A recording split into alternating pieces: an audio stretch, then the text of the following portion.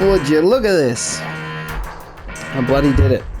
If you can hear me over the annoying siren that's playing. I beat Abe's Exoddus again for the manyth time. Saved every single Mudokon. Read it, but it says that you're the bestest, Abe. You found all the Gluckin secrets, blew up Necrom mines, put Soulstone Brewery out of business, and saved every single Mudokon. We were thinking, what will pay back for saving all the Mudokons, trips, more stock options, markers, labs? Then we thought, nah, you'd probably be happy with just some pretty pictures. Thank you, the management. Aww.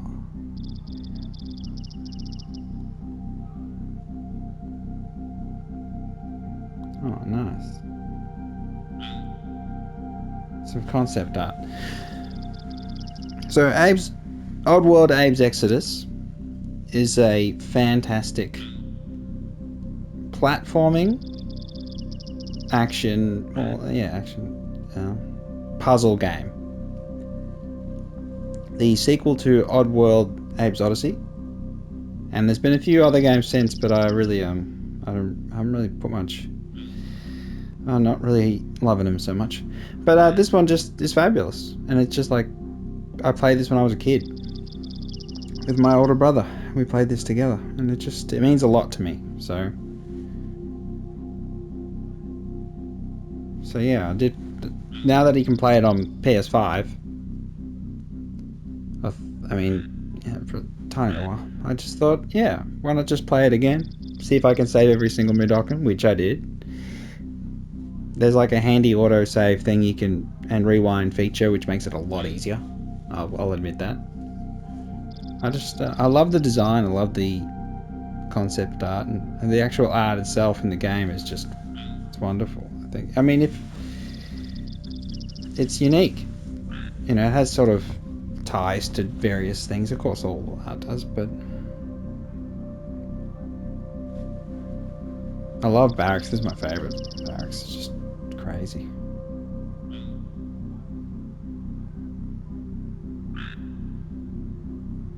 Yeah, so you solve the puzzles, and then you try and do it as quick as possible in some situations. And the evil Gluckins, the evil corporate people in control, just enslaving your race, and you have to save them all.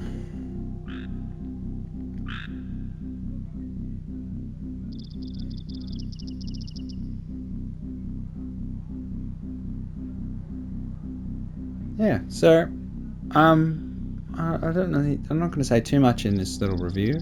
Sort of encapsulation of my experiences. I love the game. I love the first one. One of the first games I played. It was just so hard. But I don't know. Satisfying. You do save people and you progress through, and you have different areas and different biomes, and the danger is everywhere. But you work your way through it.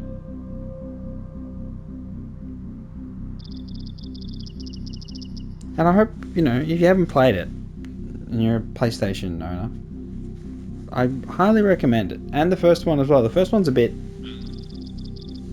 different sort of art. Slightly different. It's just because it's Rupture Farms. But it's pretty damn nice. And terrible background noise. But yeah, I love Abe's Exoddus. Now, I do remember it being harder. That said, there were some bloody hard moments and some hidden doors and things, and all the secret Mudokons hiding around the place. And the last part, I had to go back and do it again because I didn't have enough time to go to the secret area and save the Mudokons, so I had to see where I could shave a few seconds here and there and be a bit more precise. And the blind Mudokons, oh my goodness. Sometimes, man. But this is why I love gaming. So this is kind of where my heart is. It's where it grew to love gaming. It's just this challenge. And, the good dialogue and the puzzles and using the speaking and then controlling the Gluckins and using the various voice things and having to talk to it's kind of like it's like an adaptation of Lemmings in a way. You know, you do have to help the Mudokons, tell them where to go, and tell them they have to follow instructions. And sometimes they're upset, and you got to say sorry, and sometimes they're angry, and you got to stop them slapping each other to death. But you know, it's always had a charm in the art and in Abe and his voice. They're doing such a good job of the voice acting throughout the whole thing. And I love the use of shadows as, you know, stealth, but in just a, you know, sneaking past sort of mechanic. And the poor bloody Mudokons bloody forced to cry because they drink the tears. So some horrible stuff, some pretty serious concepts too for children. Really, looking back, I go, oh goodness me, there's a lot of, you know, slavery and exploitation of resources and people. And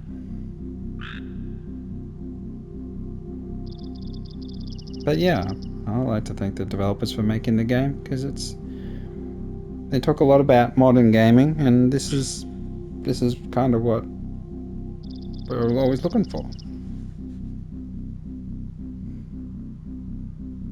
So yeah, I've done a lot of little clips.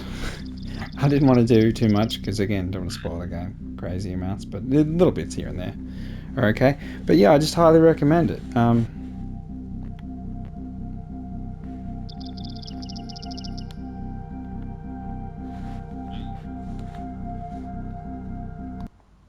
Yeah, that's the rewind. Yeah, play it. Play the bloody game. What can I give it out of 10?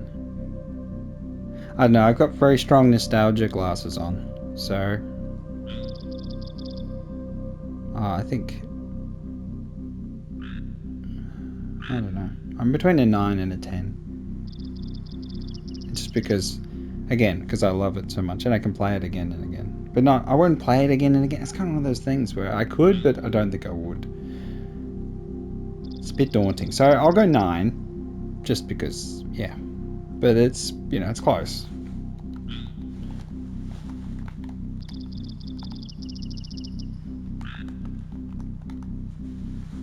But yeah. Play a Oddworld Abe's Exoddus.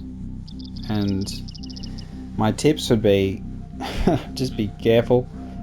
You know, think about what you're going to do before you do it. Try and plan your movement. It's not as fluid as modern games, but that's sort of, that can be kind of similar to the Souls series, you know, in that the slowing, how slow it is for you to roll and all that. You seem to have time to sort of, you plan ahead what you're going to do, so you can sort of build up a pattern of behavior and then just keep continually acting that. So in this, you're just finding out the perfect pattern, the perfect path to take, and then you just copying that. So you're doing the perfect, you sprint and then jump and then roll and then all that sort of stuff. You're sort of just building up the, oh, this is what I've got to do. So your memory. So it's sort of more of a memory game, like all platformers, I suppose, but some of them have been more action. This is, it has action at times. You know, you do get shot and you can stealth and do things like that and throw bombs and things, but you can't, everything has to be considered. So it's I think it's a good game from the younger version of myself, the child version, to have learnt gaming from, because there's so much, you know, deliberate play. So not haphazard. You have to be deliberate. You have to, occasionally you can do something funky and get away with it, but just, you got to be working it out. And I think this is still good game for kids. There's some adult concepts, but I don't think they pay too much notice for the most part. But yeah, I think it's a good experience. Bloody fantastic experience for early on. So yeah, play the damn game. Yeah, it's been Frosty 510. Play the game. I can't exit out of the screen. God damn it. Let's save it and slot 2. Okay, how do we get out? Come on. Bring me back to the menu.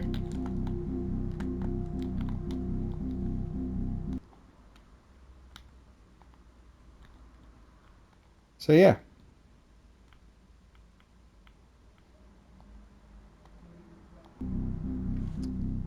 Catch you next time.